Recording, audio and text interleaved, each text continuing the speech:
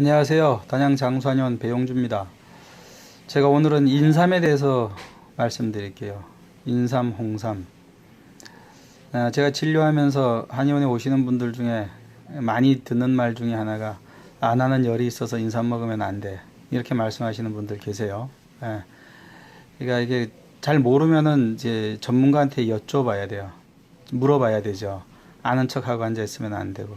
그리고 그냥 떠돌아다니는 정보, 이게 정보가 아니죠. 정보는 제대로 된 게 정보인데 정보가 아닌 오보 같은 거를 믿는 분들이 많아요. 인터넷이나 뭐 방송이나 이런 데서 이렇게 책임 없이 말하는 분들도 많고, 그러니까 제대로 된 이제 전문가한테 물어서 인삼이 진짜 어떤 효능이 있는지, 어떤 사람이 먹어야 되는지, 또 계속 먹어도 되는지 이런 거를 좀 알고 드셔야 될 것 같아요. 제가 인삼을 먹으면 안 된다는 분한테 인삼을 한 근 정도도 써봤어요. 썼는데 그분이 이 이야기 너무 좋대요, 몸에. 그래서 그 인삼 많이 넣은 거라고 그랬더니만 중국산 안 쓰고 국산 쓰나 봐요. 이렇게 말씀하시는데 인삼은 중국산 쓰는 한의사는 아마 없을 겁니다. 인삼은 국산을 꼭 써야 되는 거죠. 다른 약재는 중국산이 훨씬 더 좋은 게 많은데 인삼은 이제 고려삼을 쓰는 게 맞죠. 인삼은 따뜻하게 해주는 약이에요.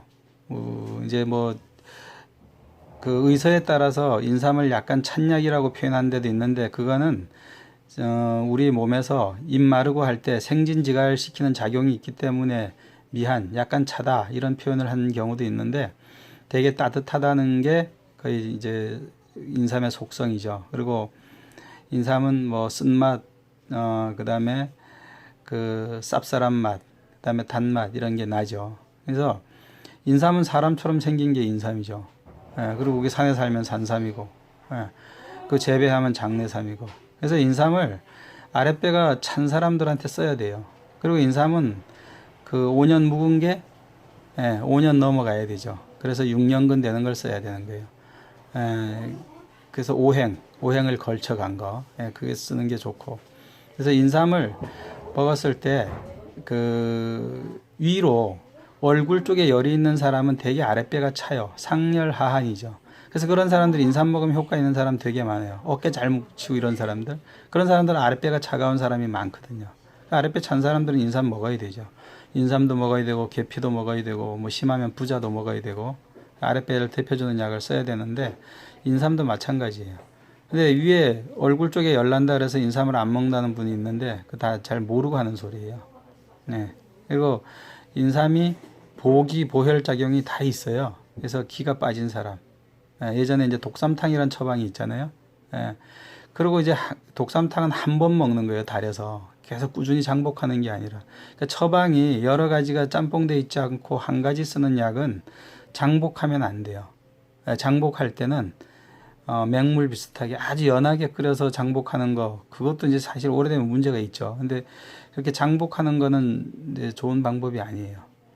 한 가지 약재를 쓸 때는 한 번 쓰고, 길어야 한두 번 쓰고 마는 거지, 계속 꾸준히 먹는 거는 처방을 써야 되죠. 그래서 이 약이, A란 약이 B약을 제어해주고, B가 C를 또 보충해주고, 이런 식으로 했을 때 몸에 무리가 없고 문제가 없이 쓸 수 있어요. 지금 인삼에 대해서 잘 모르고 나는 인삼 먹으면 안 돼, 나는 인삼 먹어야 돼, 이러는 분들이 있는데 그건 잘 모르고 하는 거예요. 제대로 된 이제 한의원에 가서 진료를 잘 받고 쓰시면은 아무런 문제가 없어요. 그리고 또 인삼 하나만 쓰는 경우는 잘 없거든요. 처방 속에서 쓰는 거기 때문에 별 문제가 없어요. 그래서 인삼을 써야 돼. 그리고 특히 이제 암 환자 같이 만성 소모성 질환이 있는 분들은 인삼이나 환기 같은 경우를 이제 많이 써야 되는 경우가 많죠. 이제 적혈구, 백혈구, 증강작용이나 이런 거 여러 가지 이제 서양의학적 면에서도 인삼을 써야 될 환자가 많아요. 특히 요즘 같은 이런 시대에는 우라통도 많고 몸도 피곤하고 할 일도 많고 이럴 때는 인삼을 써야 되는 경우가 많습니다.